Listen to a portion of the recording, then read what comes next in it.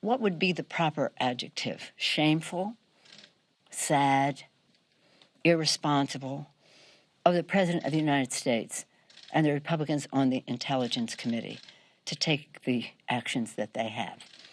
They're just plain afraid. They're afraid of the truth. They're afraid of competence.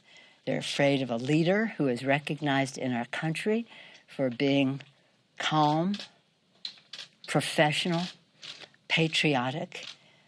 I'm so proud of the work of Chairman Adam Schiff, in stark contrast to the irresponsible, almost criminal behavior of the previous chair of the committee. So what is the president afraid of? Is he afraid of the truth? That he would go after a member, a chairman of a committee, a respected chairman of a committee in the Congress?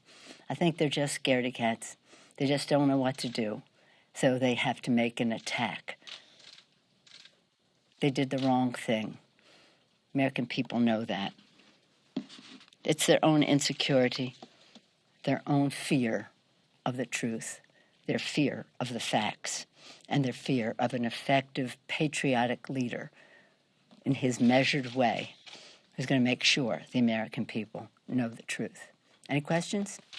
Birthday boy. Following up on that, Madam Speaker, in the last Congress, there was pressure put on the Republican leader of the committee to at least recuse him. Well, he decided to recuse himself from the Russia-related investigations. Do you foresee a reason for Chairman Schiff to have to do something similar under this kind of pressure? And then I got one other for you. It's curious that, maybe since your birthday, they may allow you 2 questions.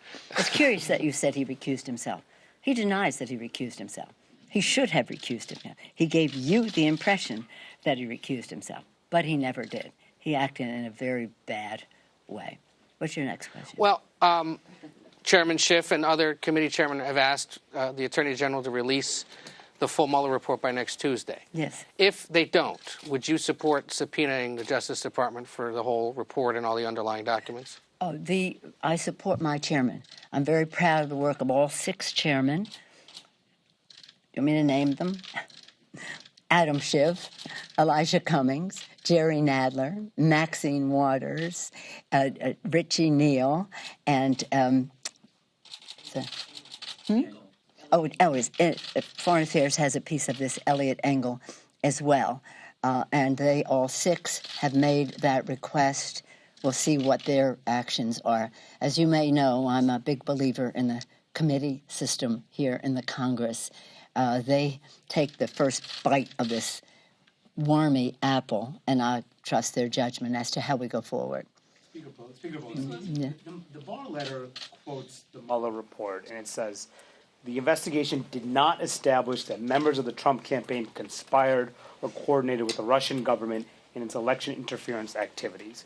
Are you ready to accept that there was no collusion between the Trump campaign and the Russians? What I'm ready to do is act for the people with our bill to lower costs for prescription drugs and health care, increase paychecks by building the infrastructure of America, and having honest government as we passed H.R. 1.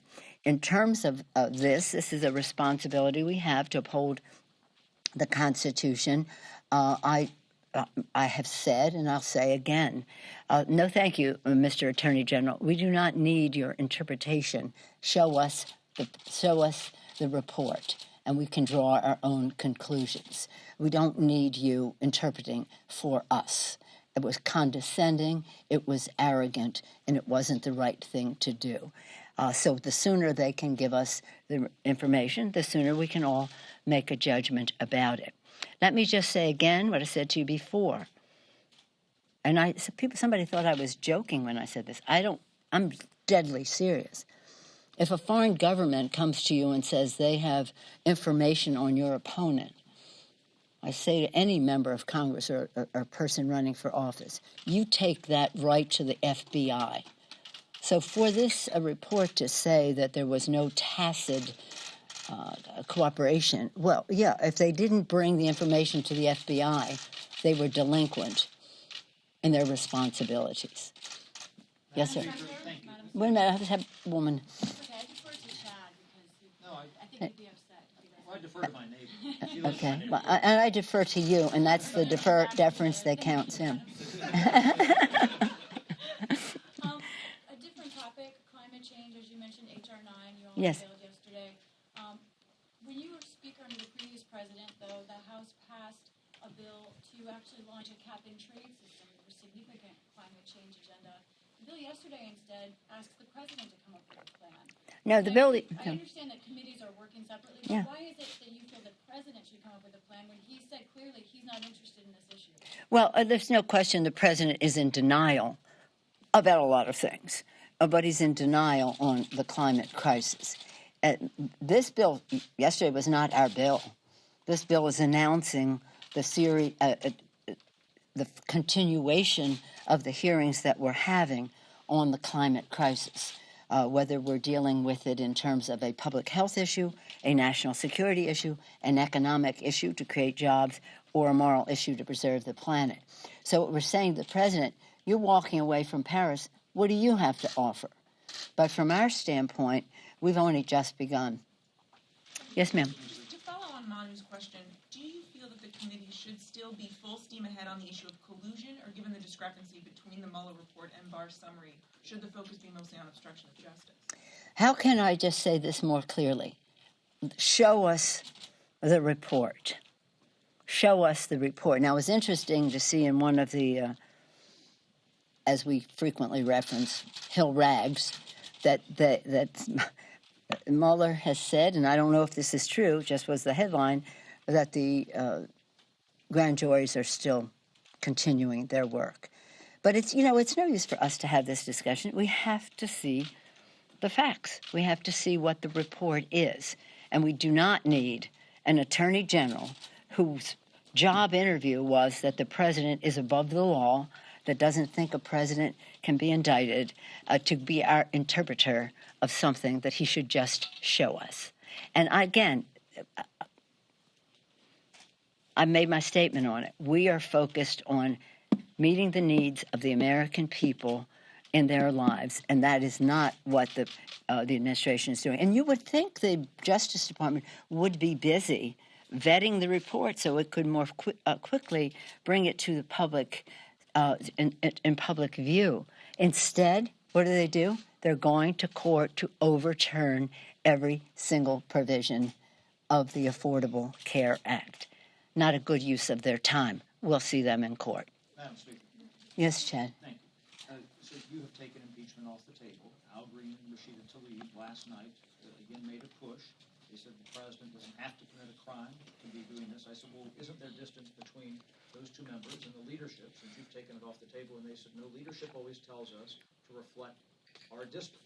Do you think that they are reflecting their district? Is there distance between some of your members on impeachment and your position on impeachment right now?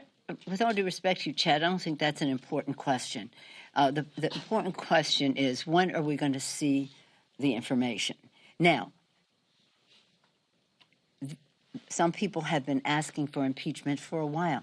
That doesn't impact my action. My action is, what we want to do here is to be transparent so the American people have the facts and the truth. Show us the report. Secondly, and by the way, 80% plus of the American people say they want to see the report. 420 members of the House of Representatives, Democrats and Republicans, voted yes, show us the report. So that's what we want to see. What other things that are going on are interesting, but they're not dispositive of the course of action we take. Look to our 6 chairs and the direction they're going in. Now, on that score, in terms of all of that, transparency, bipartisanship, unity. That's what we promised as we came in and how we did our For the People agenda, so the American people could see what the choices were legislatively. No dark of night, speed of light, giving tax breaks to the top 1%, 83% of the benefits to the top 1% in our country. No.